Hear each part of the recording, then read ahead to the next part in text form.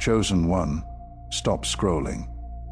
This message was not designed for the masses. It was sealed for a specific type of soul that carries a spiritual signature so dangerous that the darkness mobilized an entire army just to keep you asleep. Subscribe right now and turn on every single notification, because what you are about to hear does not exist anywhere else on this platform. If you are already subscribed, thank you. You are part of something most people will never have the eyes to see. Now, I need you to do something that is going to feel strange, but trust me, press your right hand flat against your chest, right now, over your heart. Feel it beating. That rhythm, that pulse, that stubborn drumbeat that has not stopped once since the day you were born, no matter what they threw at you. Remember that feeling, because at the end of this video, I am going to show you what that heartbeat sounds like in the spiritual realm. And once you know, you will never hear your own chest the same way again. Drop 777 in the comments if something inside you just confirmed that this video did not land on your screen by accident. And stay until the very end, because the heaviest revelation is not here at the beginning. It is waiting for you at the finish line, like a detonation that goes off in silence. Now listen closely, because I need to dismantle a lie that has been wired into your brain since childhood. They taught you that spiritual warfare is a quiet, polite, civilized affair.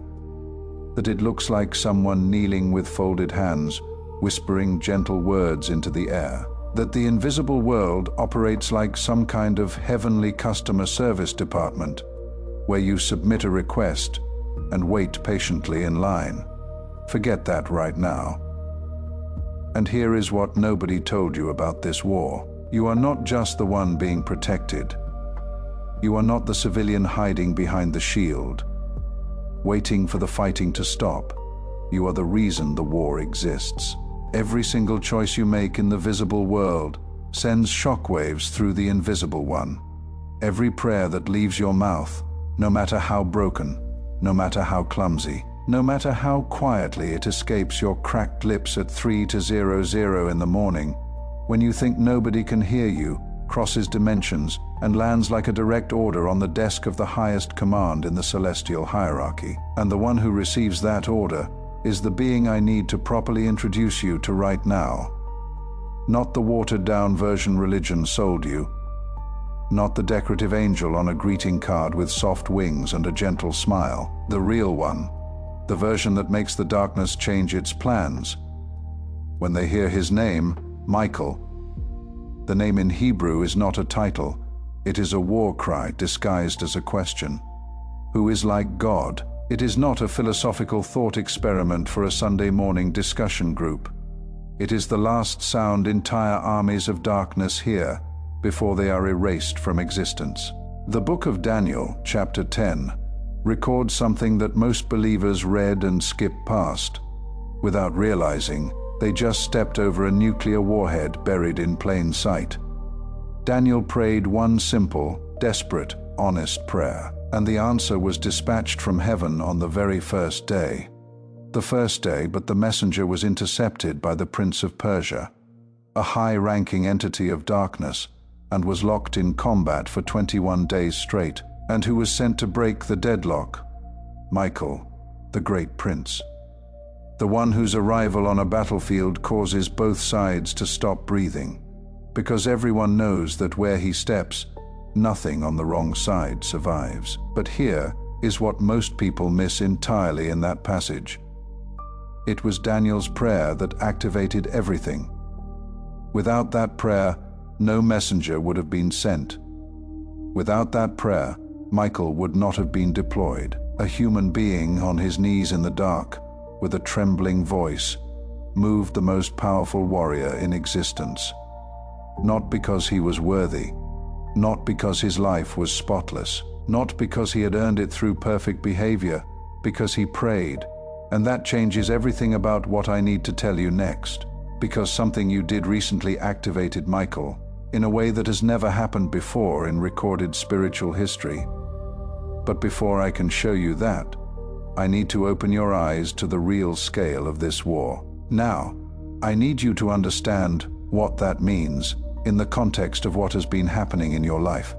Because while you were going through things that had no medical explanation, no psychological label, no logical cause, while your body felt heavy for no reason, while you woke up exhausted after 8 hours of sleep, like you had been running a marathon in your dreams with weights strapped to your chest. It was not one entity. It was not 2 or 3 working independently. It was a coordinated operation. And now, I need you to feel what I am about to describe, not process it intellectually. Feel it in your bones. I know you have experienced that moment, lying in bed in the dark, when the air in the room shifted. Not imagination, not anxiety inventing threats. Something actually changed in the atmosphere around you, like an uninvited presence sat down at the edge of your bed and just stayed there, watching you in silence, close enough to touch. I know you have had thoughts appear in your mind that were not yours, thoughts telling you that you are worthless, that nobody actually cares, that the world would function just fine without you in it. And the cruelest part was that these thoughts arrived in your voice, your own internal tone, making you believe it was you talking to yourself. It was not. I know you have gone through seasons where everything collapsed simultaneously. Not one thing at a time, the way normal life works. Everything at once. Health, finances, relationships, purpose, all crumbling at the same moment, as if someone pressed a button and triggered a controlled demolition of every pillar holding your life together. That was not bad luck. That was strategy. I know you have looked in the mirror and not recognized the person staring back. Not physically, in the eyes. That fire you always carried. That intensity that made people sense something different about you without being able to name it, was suddenly gone, extinguished, and nobody around you seemed to notice or care. That was not depression. That was spiritual siege. And I know something you may have never told another living soul. There were moments when you needed help so badly that you typed an entire message to someone, read it back, and deleted it before sending, because a voice convinced you that nobody would understand, that they would see you as weak, that it was better to carry it alone. That voice that stopped you from reaching out was not your own. It belonged to something that knew, if you spoke to the right person, the siege would be broken. Look at the sophistication of what was operating against you. It did not just attack from the outside. It infiltrated the inside, your self-talk, your self-worth, your ability to ask for help. It cut the communication lines before cutting the supply. That is how a legion operates. Coordinated, systematic. Each entity assigned a specific function. One handles sabotaging your sleep. Another works on your thought patterns. Another isolates you from the people who could pull you out. Another attacks your income to keep you trapped in survival mode with no energy left to fight back. And all of this was happening while you were still getting out of bed every morning, still showing up, still holding your world together with both hands, while silently crumbling on the inside, smiling at people who had no idea what it cost you to be standing in front of them. And this is exactly where the story turns, because the force that was operating against you made one fatal strategic miscalculation. One error that cost every single one of them their existence. They underestimated what you are. They assumed they would break you, that it was only a matter of time before you surrendered, before you stopped fighting, before you gave into the emptiness and let the current drag you under. But you did something they did not account for, and that act is the reason I am speaking to you right now. Now listen, because I am going to tell you what happened behind the curtain of creation. There was a warrior who had been guarding the most dangerous gates of the invisible world since before time had a name. This warrior did not know fatigue, did not know hesitation, did not know mercy toward the enemy. His presence alone was enough to make entire battalions of darkness reverse course without engaging. His eyes had witnessed the rise and fall of every empire, every kingdom, every civilization that ever drew breath on this earth, and his expression had never changed. Not once. And this warrior had been given a mission that no one in the celestial ranks understood. Protect one specific person, someone with no visible title, no apparent power, no bloodline or pedigree that would justify this level of escort, a human being that the rest of the heavenly court looked at and could not comprehend why the most devastating warrior in all of existence had been personally assigned to guard someone so seemingly ordinary. But the king knew something they did not, and the warrior did not question the king. So he watched. He watched this human stumble through life, fall into the same traps, trust the wrong people, get back up with bruises on top of bruises, and keep walking, crooked, but walking. And with every fall, the warrior repositioned his forces without being seen, deflected dangers before they arrived, closed doors that would have led to total destruction, sent gut feelings when threats approached, all in complete silence. No credit, no recognition, no awareness from the human that they were alive because of him. And the darkness knew about the protection. They knew who guarded this human, and for a long time they kept their distance. Small sabotages from the edges, minor discouragements. Whispered lies planted in quiet moments, never a frontal assault, because no force in existence willingly charges head-on at someone guarded by the warrior who defeated the commander of the original rebellion. Until the darkness became desperate, because the humans started waking up, not in a dramatic way, no visions, no earthquakes, no writing in the sky quietly, a growing clarity that had no source. An ability to see through things that used to fool them easily, a restlessness with patterns they used to accept without question, a hunger for truth that could no longer be satisfied with prepackaged answers.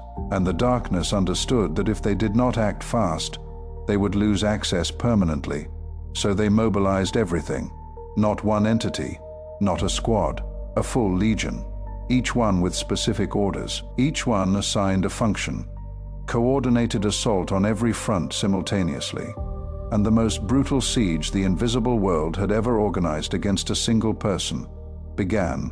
The first wave was the isolation specialists. They worked through relationships, planted suspicion where there was love, manufactured betrayal where there was loyalty, drove away the people the human cared about most, using those people's own insecurities as the instrument.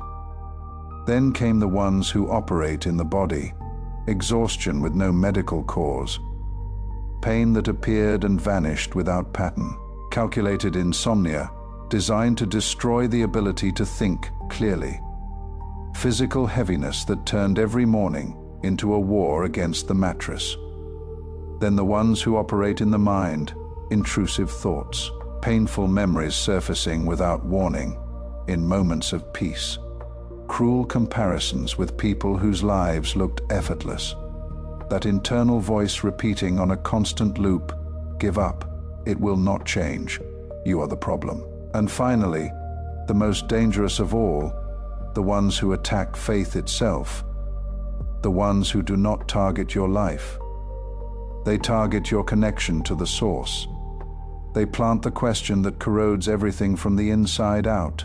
If God cares, why does he let this happen to me? The siege was complete, professional, airtight, and the warrior saw everything, every movement, every position, every entity taking its post around this human being who had no idea an army had encircled their life. And here is where I need to be completely honest with you about something traditional religion does not teach. The warrior could not intervene, not because he lacked power, not because he lacked desire, but because there is a law in the spiritual realm that even archangels honor without exception. The war is decided by the voice of the one being protected. Spiritual authority is not imposed from the top down. It is activated from the bottom up. Michael could have dismantled that entire legion with one swing of his blade. He had more than enough power. But without the activation from the human, the intervention is not authorized. That is the law. Not because God is bureaucratic, but because human faith is the fuel that ignites the celestial machinery. Without the prayer, without the cry, without the act of faith, the warrior stands ready but locked, and the warrior watched this human sink deeper every day. Surrounded on every side, losing strength, fading slowly, and for one instant, one single instant in his entire eternal existence, the warrior felt something he had never felt before: anguish. Not from weakness, not from doubt. The anguish of someone who holds every weapon, needed to save the one they protect, but must wait. Who grips the sword while watching the one they guard bleed out. Who knows the answer, but cannot speak until the question is asked. And the darkness celebrated. They believed it was a matter of hours. The human was at the limit, isolated, drained, faith hanging by a thread so thin it was invisible. No one visibly at their side. No will left to continue. And then came that night. You know which night. I do not need to describe it, because your entire body just reacted. The night you were at your absolute worst. No mask, no audience.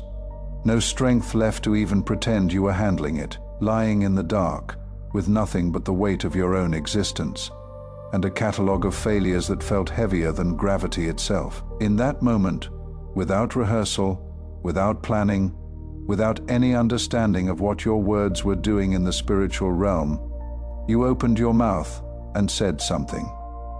It was not a polished prayer. It was not a memorized verse. It was not a phrase you learned in a Sunday service. It was raw. It came tearing out of your chest, like it had been ripped from somewhere deeper than your lungs could reach. Something so honest it embarrassed you the second it left your lips. Something like, I cannot do this anymore. But I am still here, and if anyone is listening, I have not quit yet. I should have, but I did not, and I do not know why. A handful of words, maybe fewer, maybe more. The exact content does not matter. What matters is that in that frequency, in that raw vibration of someone speaking truth, when truth costs everything, something crossed every dimension at the speed of light, your voice reached the place where the warrior had been waiting, and it was like lightning traveled up the length of his blade, from base to tip. The authorization he had been waiting for since the siege began had finally been issued, not by the king, by the protected. Because that is how it works. The king assigns the protection, but the protected activates the execution. Your voice in the dark of your room was not a breakdown.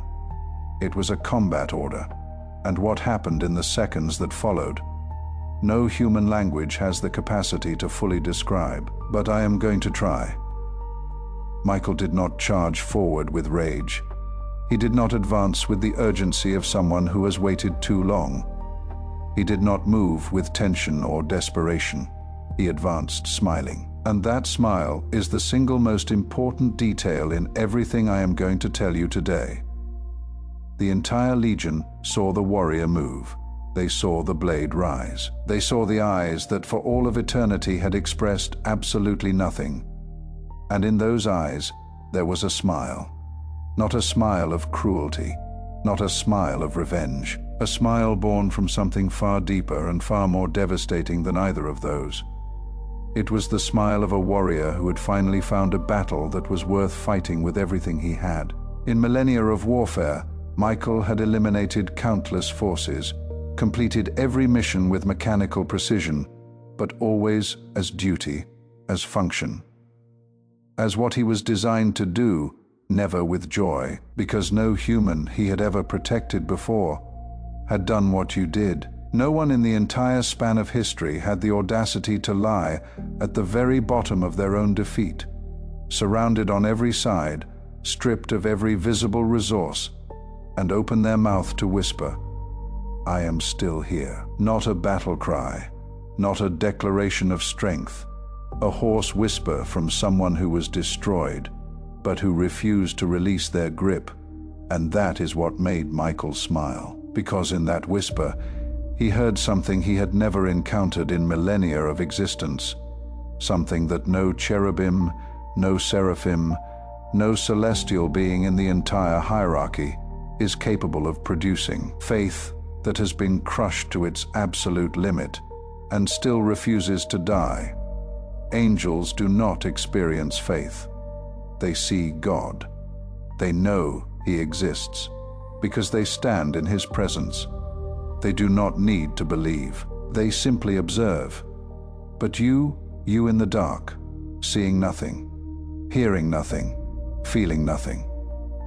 Without a single piece of evidence that anyone in the universe cared whether you lived or disappeared. And still, with dry lips and a shattered heart, you declared that you had not given up, that frequency does not exist in heaven. It can only be produced by human beings who have been crushed and who chose to keep breathing anyway. It is the rarest sound in all of creation, and when Michael heard it, he finally understood why the king had personally assigned him to this mission. It was not routine protection. It was the custody of the being who produces the sound that makes heaven itself stop and listen. And he smiled, because he was not marching into another assignment. He was going to war for someone who deserved that he fight with everything his eternal existence had built. The difference between a warrior who fights because he must and a warrior who fights because he wants to is the difference between a machine and an earthquake. The machine does the job, the earthquake leaves nothing standing. And that night, Michael was an earthquake. The Legion did not have time to react, did not have time to regroup, did not have time to send a distress signal. The warrior moved at a speed that shattered the laws of spiritual physics. The ones operating in your sleep were first ripped out like weeds from a garden. Every spiritual root they had sunk into your dreams was severed in one motion. The ones operating in your body fell next. Every point of pain that had no medical explanation, every artificial exhaustion, every heaviness that did not belong to you, stripped away like parasites being torn from a host they had no right to inhabit. The ones operating in your mind were the most resistant, because those are the ones who camouflage themselves best. They hide behind your own thoughts. They use your voice to speak lies that sound like truth. But Michael knows the difference between a human thought and an invasive whisper, and every single one was identified and eliminated with surgical precision. And last, the most dangerous. The ones who attacked your faith. The ones who planted that poisonous question deep in your soul. If God cares, why does He let me suffer like this? Those were not simply destroyed. They were exposed, because Michael wanted the protected to see, even without physical eyes, that the answer to that question had always been present. The delay was not abandonment. It was the battlefield being prepared, and the question itself was the enemy's dirtiest weapon of all, because it weaponized real pain to distort real truth. And throughout the entire operation, from the first enemy to the last, Michael's expression did not change.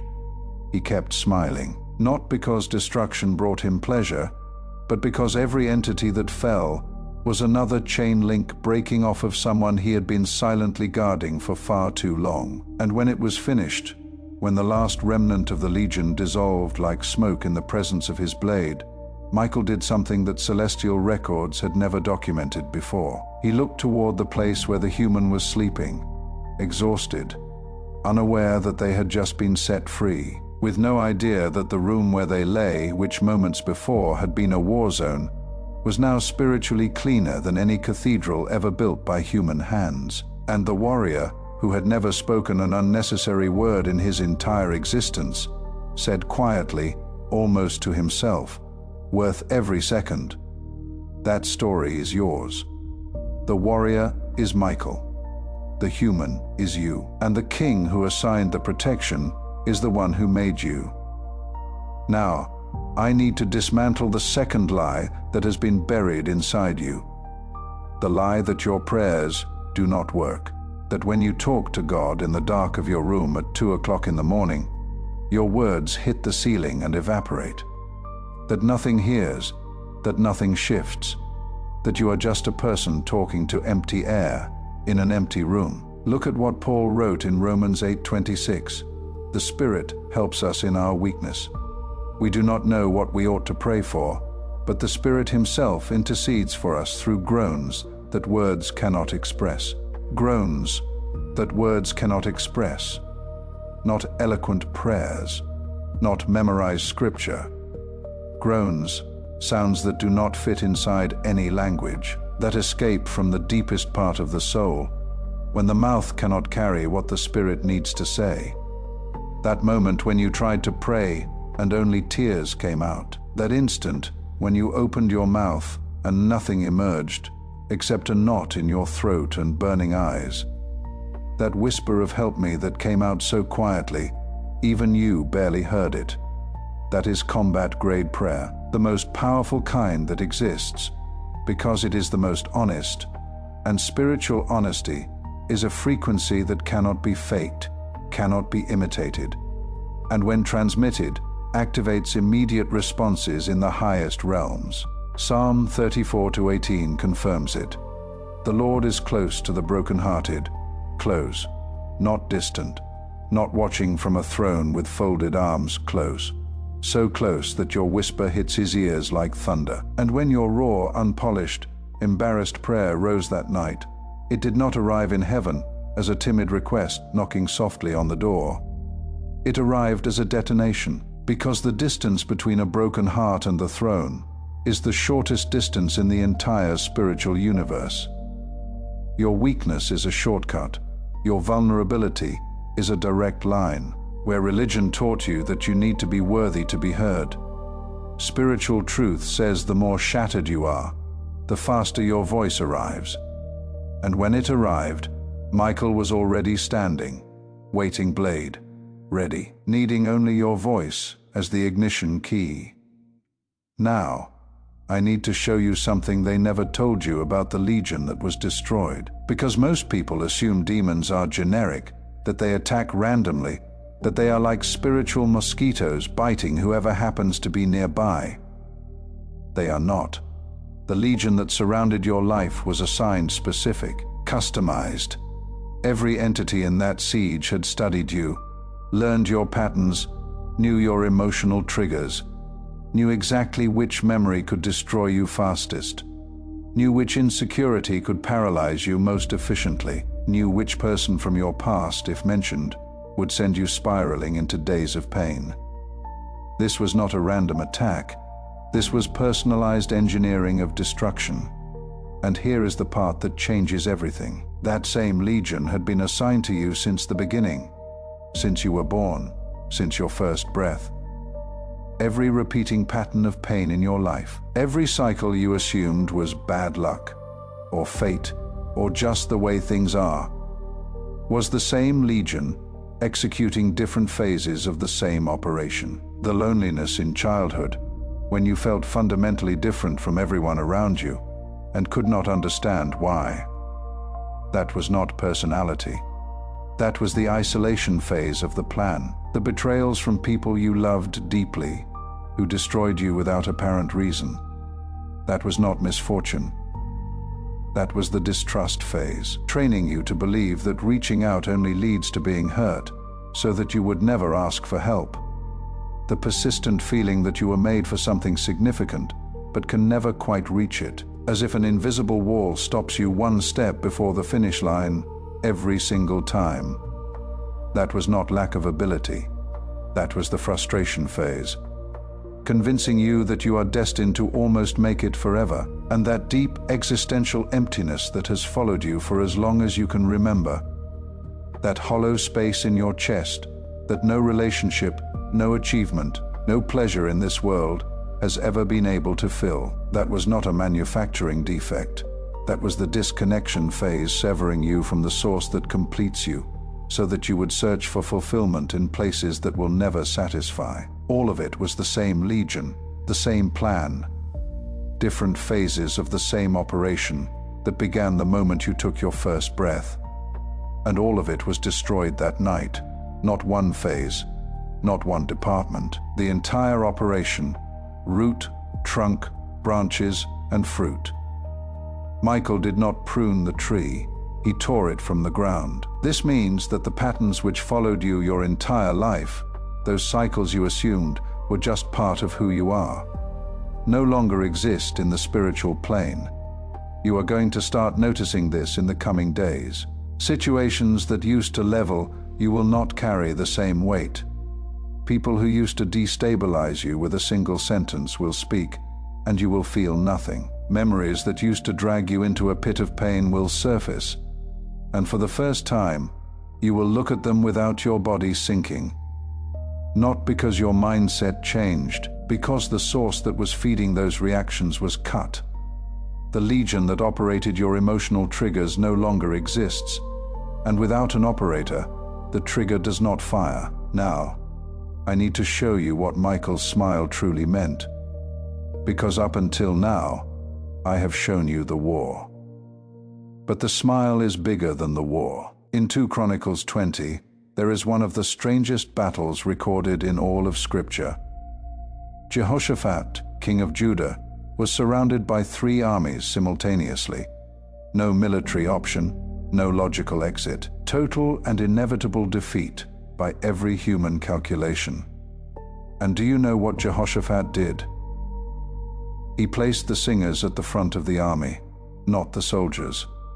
The singers, people carrying no weapons, only worship. And the text says that the moment they began to sing and give thanks, the Lord set ambushes against the enemy forces, and they were destroyed.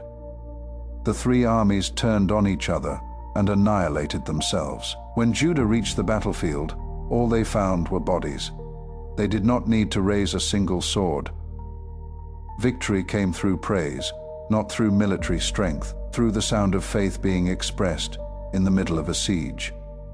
And what you did that night, when you whispered in the darkness that you had not given up, was exactly what the singers of Jehoshaphat did. You worshipped without calling it worship. You declared faith without formatting it as prayer. You produced the frequency that activates the celestial machinery without knowing you were doing it. And Michael's smile was no different from Jehoshaphat's victory, because in both cases, the celestial warrior witnessed something that no military force can produce. A fragile human being surrounded, outgunned, out of options, choosing to trust when every rational thought is screaming to surrender. That is what makes heaven smile. Not the perfection of the chosen. The stubbornness, that irrational refusal to quit, that should have expired long ago, but simply will not die. Psalm 149, verses 5 and 6, says, "Let his faithful people rejoice in this honor and sing for joy. May the praise of God be in their mouths and a double-edged sword in their hands." Praise in the mouth, sword in the hand. Both at the same time, you thought worship and warfare were separate activities, that praying was passive and fighting was active, that there was a time to ask and a different time to act. Number, they are the same thing. Your prayer is the sword. Your whisper is the strike order. Your "I am still here" is the blow that makes legions collapse. Now I need to reveal the 3 consequences that are already operating in your life since that legion was destroyed. The first, lifelong cycles are breaking without explanation. That pattern that kept repeating in your life like a loop that never ended, where things would start improving only to collapse at the exact same point every time, is being interrupted. Not because you did anything different externally, but because the operator who kept restarting the cycle has been removed. If you have been paying attention these past few days, you notice something shifted in the rhythm of your problems. They have not vanished entirely, but they lost their coordination. Before, they arrived together, synchronized, like waves hitting you from every direction at once. Now they come isolated, smaller, weaker, because the intelligence that was coordinating the attacks has been eliminated. The second consequence, people are repositioning around you without any effort on your part. Toxic people are drifting away without confrontation. People who drained you are naturally disappearing from your daily life. And at the same time, new connections are appearing in unexpected places. People who say things you needed to hear without knowing you needed to hear them. This is spiritual perimeter reorganization. When a legion is destroyed, the energetic field around you is cleansed. And in that clean field, anyone operating at a low frequency can no longer remain comfortable near you. They leave naturally, without drama, and those operating at a frequency compatible with yours are drawn into the same space. The third consequence is the most powerful. Your perception is sharpening. Things you never noticed before are now screaming in front of you. Lies you used to swallow without questioning now trigger an immediate discomfort in your gut. People who used to deceive you effortlessly now seem transparent, as if you can read the real intentions hiding behind the polished words. This is not paranoia. This is your spiritual discernment being restored. The legion that operated in your mind created a layer of static that blurred your perception. With that layer removed, you are seeing reality without the enemy's filter for the first time in years. Watch for these 3 signs in the coming days. They are your confirmation that everything I have told you here is not theory. It is a field report now. I need to warn you about something that is going to happen, and I need you to remember this moment, because when it arrives, you will think of what I am saying right now. Darkness operates by protocol, and the standard protocol when a legion is destroyed is to send a scout, a smaller entity weak, whose only function is to test whether the field was truly cleared, whether the protected was truly set free, whether the fortress truly fell. This scout does not come with power. It comes with memory. Its weapon is making you remember the pain, relive a specific moment from your past that used to shatter you, bring to the surface an emotion you thought you had buried. And the objective is simple. If you react to the memory with the same pain as before, the report goes back saying the field was not fully cleared, that roots remain, that it is worth sending another army. But if when that memory comes, and it will come, you look at it and do not feel the same crushing weight, if you can take a deep breath and notice that the memory is present, but the pain is no longer fused to it the way it used to be. The report goes back saying, territory lost, protected is unreachable, full retreat, and the retreat is permanent. So when that memory surfaces in the coming days, do not panic.